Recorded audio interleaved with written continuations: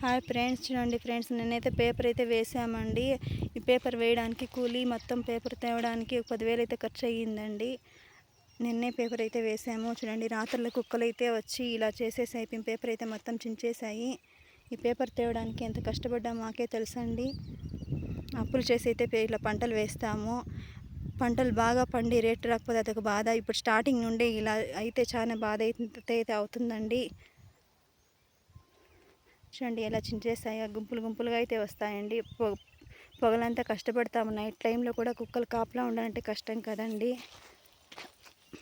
Night టైంలో అయితే వచ్చి చించేసాయి. చూడండి ఫ్రెండ్స్ ఎలా చించాయో.